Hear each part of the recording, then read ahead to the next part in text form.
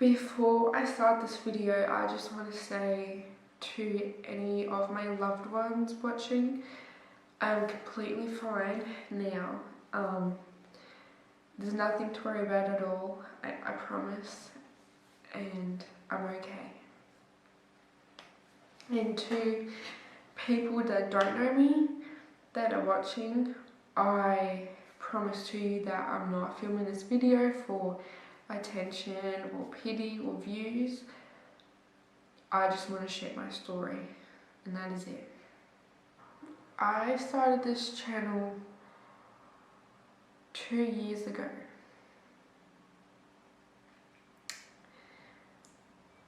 And the reason I started it was because I wanted to share my story.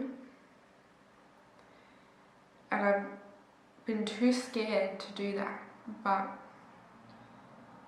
today is the day, and 2 years later, I'm finally putting my story out there. And my name is Arna. I'm currently 20 years old, and this is my story of my journey through severe depression.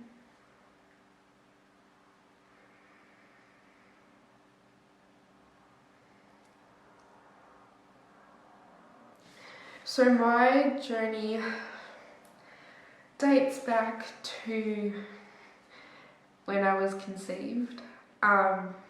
My families, my mum and dad's families, have a history of mental illness and depression, so it kind of carried down from there.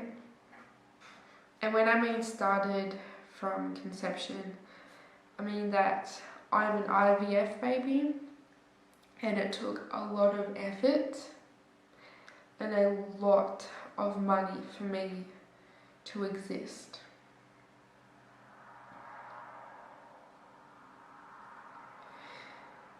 So there's a few things that all built up to lead to my diagnosis. One of them was that I am an IVF baby, and as an IVF baby, I felt like I needed to be the best at everything, and that I needed to be perfect, which nobody can be, and I needed for my parents to be proud of me and thankful that they put a lot of their money and effort into having me.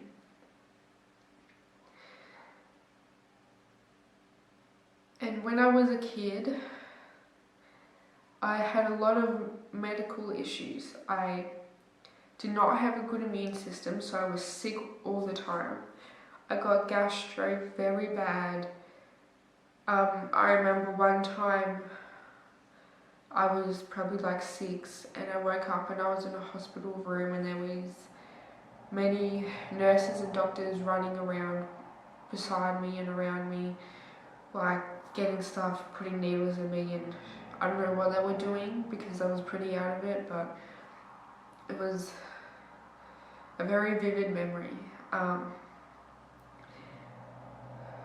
When I was 11, I got leaky gut syndrome, which caused me to wake up at 6 a.m.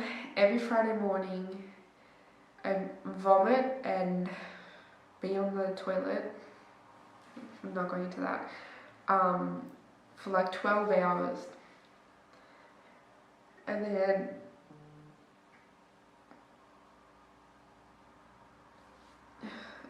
so that lasted a good year. And then before that, I had something wrong with my eyes, and then something wrong with my nose. I have a deviated septum that still has been fixed, but that came about when I was about 14, and when I was 14 also I got diagnosed with low postural drop, which causes me to faint a lot and be very weak.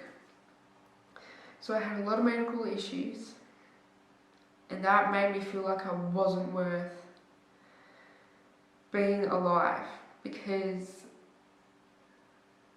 putting all that money and effort into having me, and then for me to just end up being a sick person and being like, I felt like a burden, and that I wasn't good enough to be an IVF baby, and that there was a lot of struggle when there shouldn't be. So that was one of the things. And then another thing was that when I was 7 years old, my nan got cancer and a brain tumour. And for 2 years, we were back and forth to Adelaide so we can be with her through her treatment. And I watched her get countless surgeries. I watched her struggle and suffer. And then 2 years later, when I was 9, she passed away in her sleep. And that took a major toll on me. I remember a couple of weeks later when I was getting ready for school, I got up and I was crying. I was crying so much. And my parents had to go somewhere, so my grandpa was taking me to school. And I was about half an hour late. And he took me to my classroom and I just started bawling my eyes out again because I miss my nan so much. And my grandpa took me back home because he said he wasn't going to let me stay at school like that. And then when I was 13, my uncle died very, very unexpectedly. And that was a major shock. It was such a major shock. And my nonno died in that same week of cancer, which it was expected because he was very, very ill and there wasn't anything the doctors could do. But that still shook me a bit, and I wasn't doing very well with it.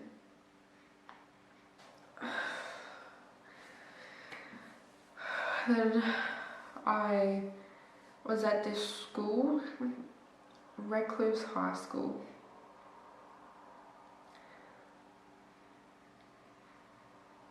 It was such a bad school. I was treated so badly there. The first couple of years were fine, but then the last 2 years I was there, I felt invisible. I felt worthless. I didn't feel supported one bit. The teachers picked on me and they pointed me out in front of the whole class when I had got bad grades. But they didn't do anything to help me with the bad grades. They just picked on me and pointed me out.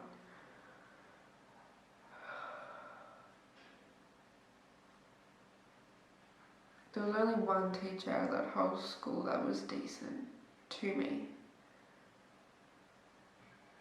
It was such a bad school. And then when I told one of my teachers that I was leaving at the end of year 10, she said to me, well, good luck with that. Like, I wasn't going to be anything or do anything. I was sick of it. I was so sick of it.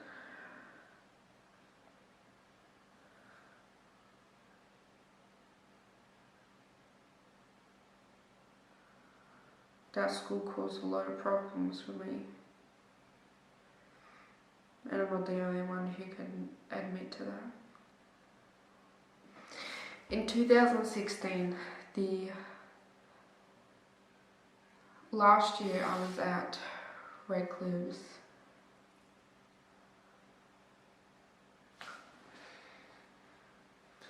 was where I was struggling a lot. I was sleeping a lot throughout the day and I wasn't going to school very much at all. Not much.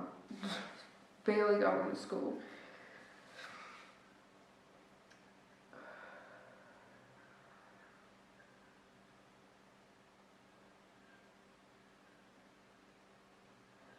And halfway through 2016, I felt like I might have depression, but I wasn't sure because I wasn't educated on it much.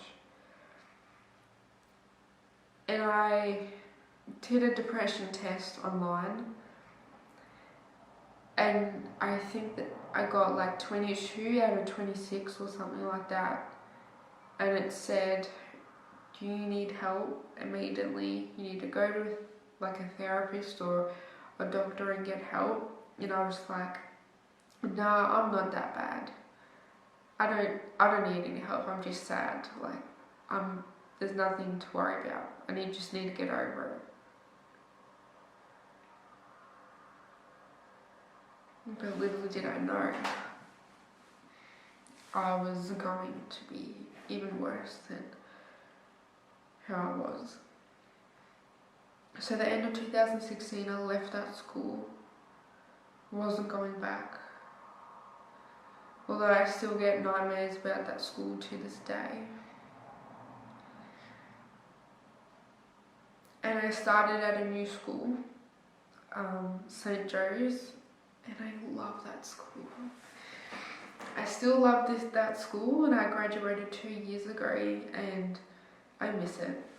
I really do. But the first few months were really good. I was excited about starting a new school. When I started there, the teachers were like very nice to me and very welcoming, and all the students there were like so nice and so welcoming, and I was getting all this attention because I was a new girl, but I felt really good there. And in those first few months, I got my first boyfriend, who was also my first kiss, and I was doing okay. But I also just shoved all my other feelings to the side. I didn't cure them.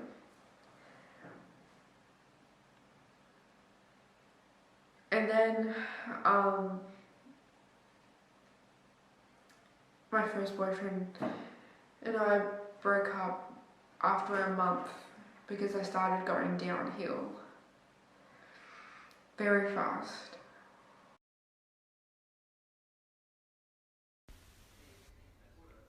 So last night I had a big breakdown. I sat in my room in the darkness and cried until I didn't have anything left in me.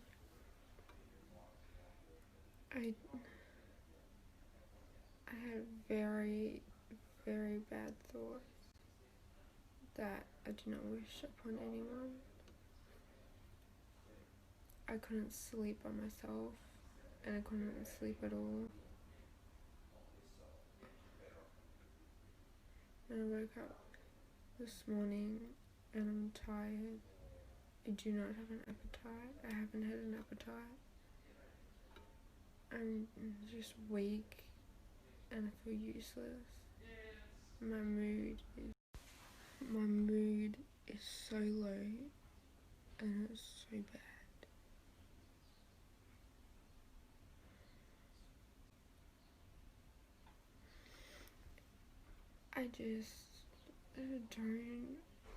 I'm just dead inside.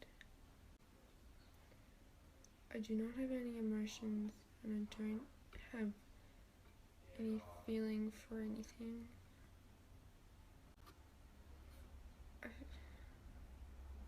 I just feel like I'm nothing. I started not going to school again.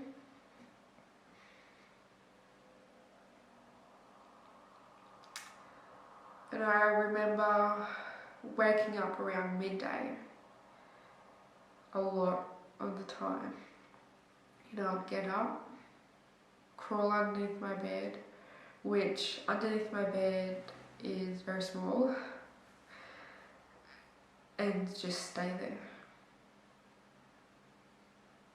for a few hours.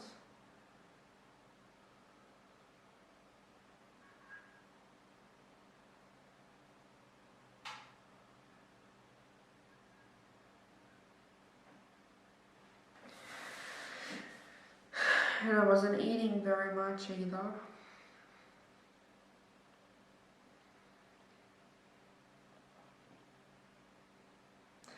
And then this is when I started to watch horror movies as well. And I wasn't scared of them. Because the only thing I was scared of was living. And whenever I watched a movie and somebody died in it, I would cry. But I wouldn't cry because I was sad of the person that died. I cried out of fright because I was jealous of the person who had died, and that scared me very much. Because it's not normal to be jealous of someone that dies. Then my mum noticed I was struggling a lot, so she took me to see a therapist. And this is about halfway through 2017. And I still remember the day. It was like a movie scene. It was middle of winter. It was raining. It was gloomy. And I went into the therapist, and I told her everything. I told her absolutely everything, and she said she's diagnosing me with severe depression, and I was suicidal.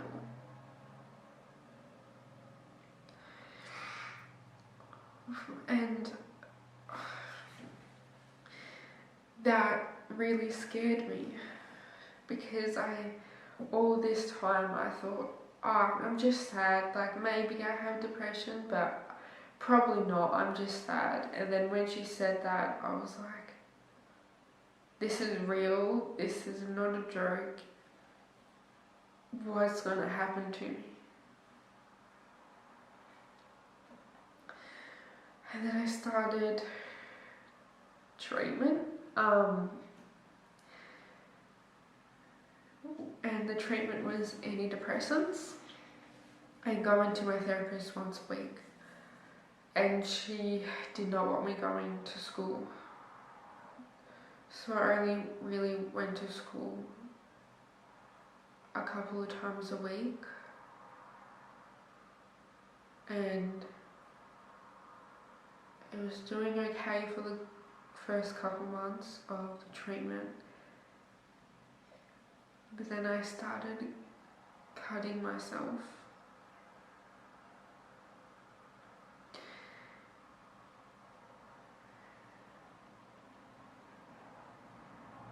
And I was harming myself in other ways, like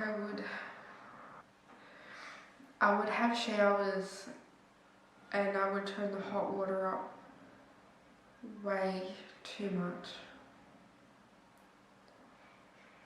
I remember one day I was making my breakfast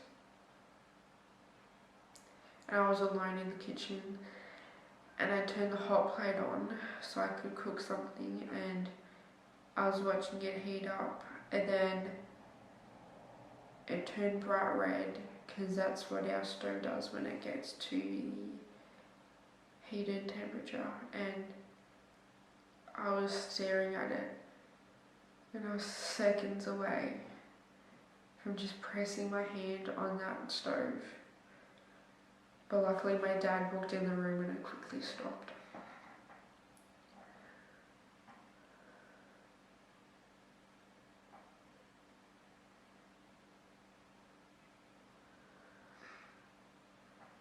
And then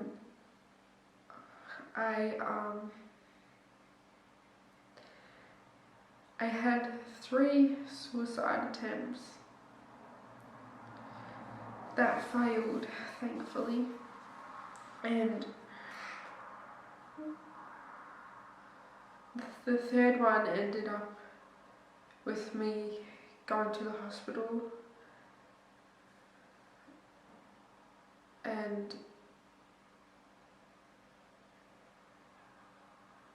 I thought that was going to be my last night alive.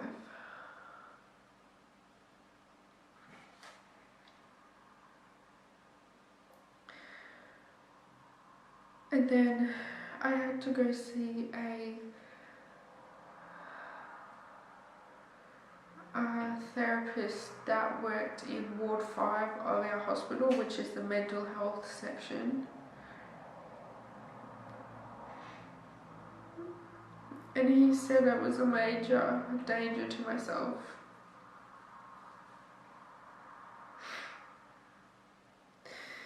And because of those suicide attempts, he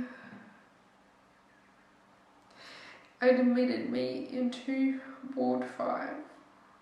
And I was a mental health patient.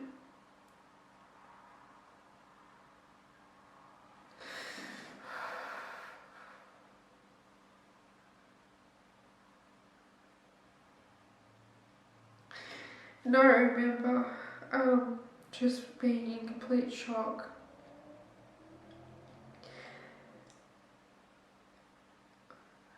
And I didn't want to stay there.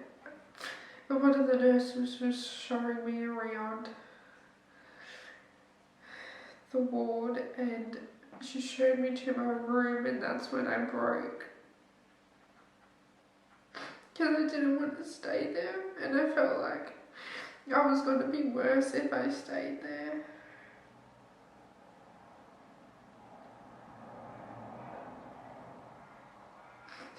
And I begged and begged. I said, I don't want to stay here, I don't want to be here.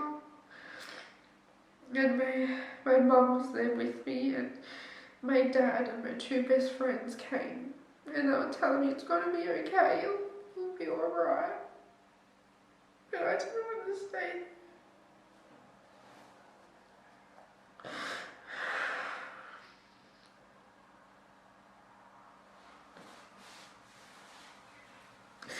It was a very traumatic day for me. And my parents talked with the doctors and the nurses, and they figured out a plan so I could do the same treatment at home, so I didn't have to stay in Ward 5.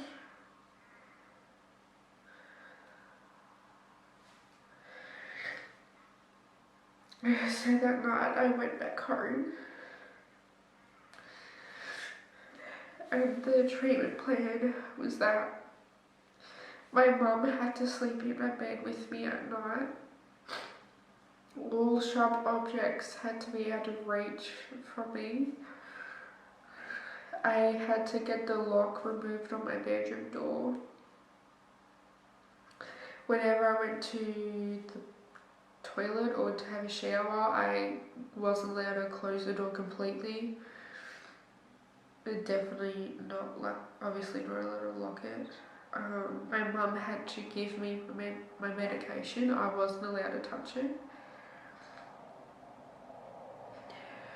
I had to be with someone at all times, either being my mum or my dad. I couldn't really hang out with friends unless they came over to my house. And I wasn't at school for the rest of the year.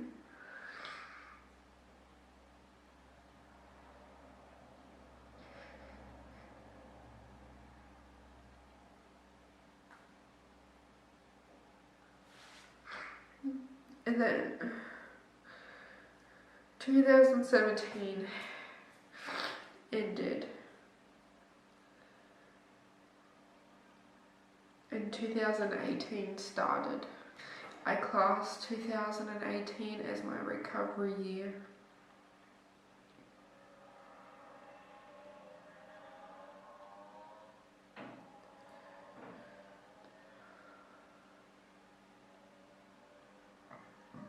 I was finally able to sleep by myself and have doors shut.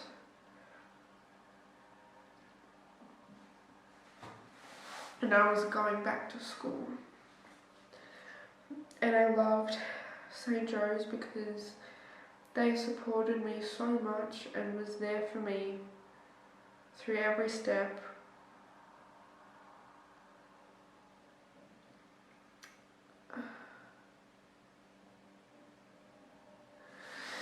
And they allowed me to graduate the year I'm supposed to graduate through VCAL, which basically means that I didn't have to do any tests or exams and I could still graduate with all my friends,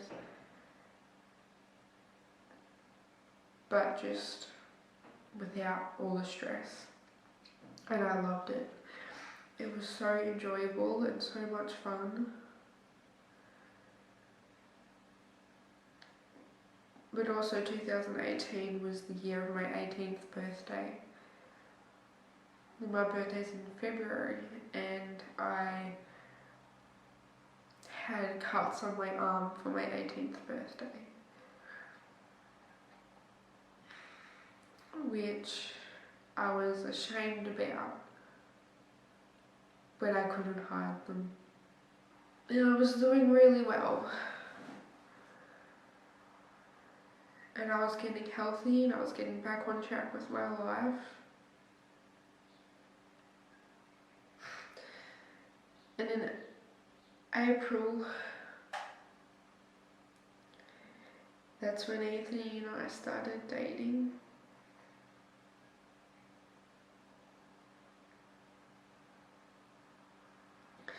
And I'm so grateful for him.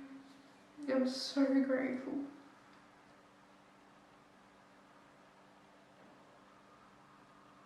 I don't know what I would do without him.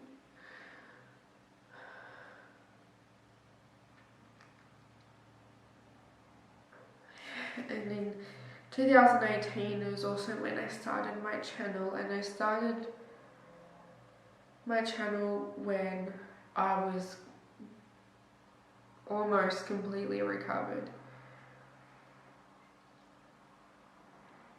And I started it because my therapist wanted me to start a hobby.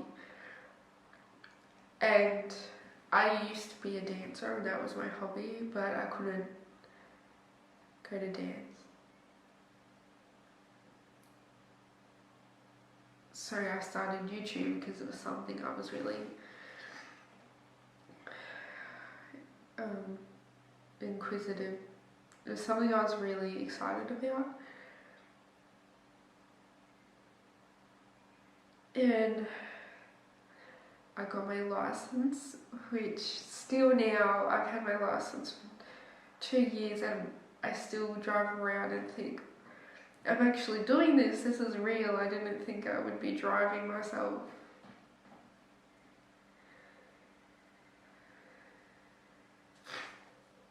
And I graduated school, which was so great because I didn't think I was going to graduate at all.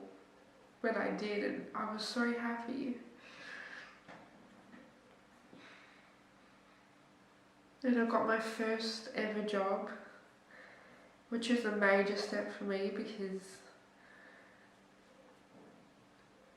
I was always not capable of having a job, obviously. And yeah, I still have that same job now and I love it and I'm so grateful for it.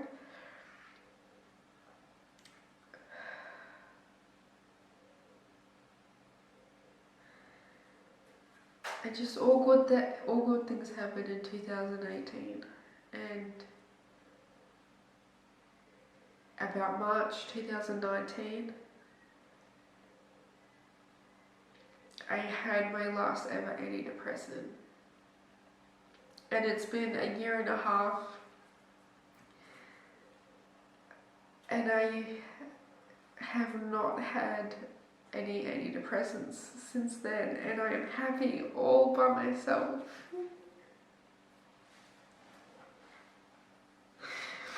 And this is where I'm happy crying, because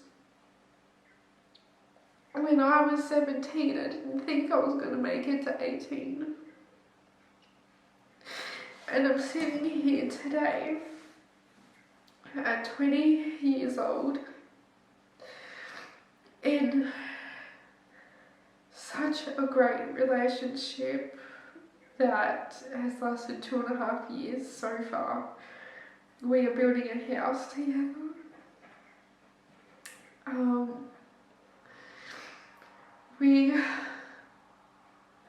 We never stopped talking about our future, and the future was something I could never see at all.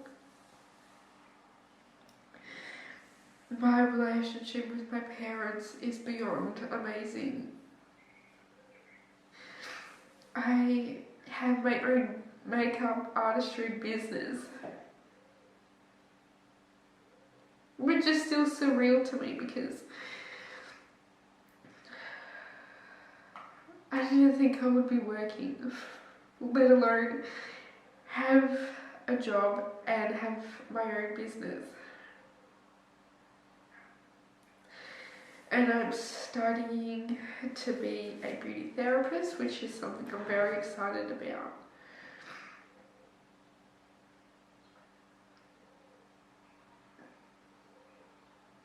I'm just doing so well, and I thank myself every day for just pushing myself and not giving up, and having amazing support from loved ones.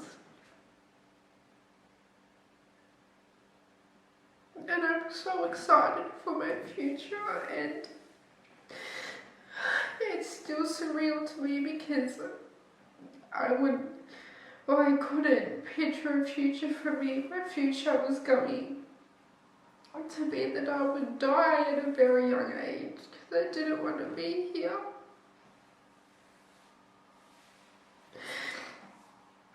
But now I'm so excited for everything that's going to come, whatever that may be, and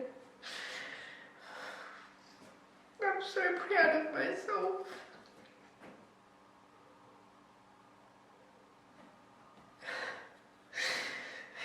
And I love myself so much.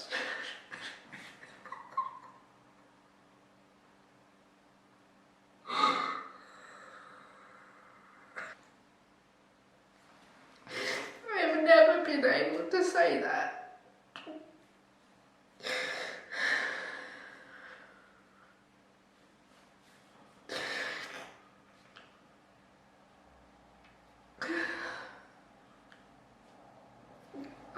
I'm just so happy.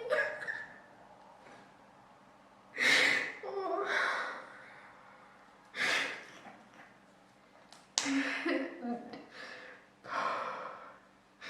These past 2 years, so last year and this year, I have cried happily. I've had happy tears way more than I've cried because I'm sad, because I'm hardly ever sad now.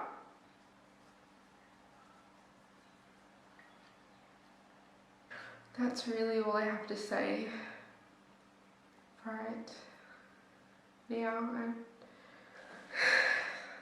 that is my story. I hope me sharing has either helped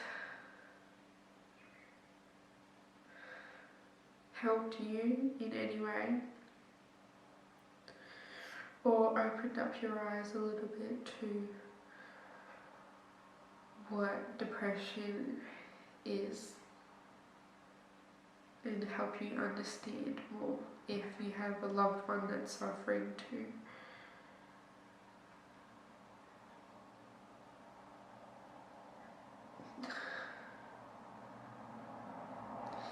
Thank you for watching.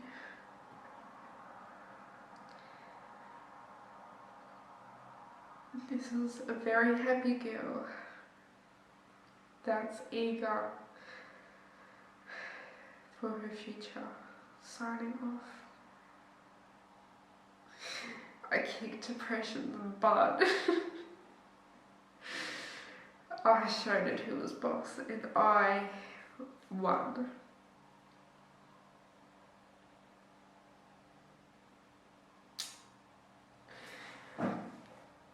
I survived depression. Thank you.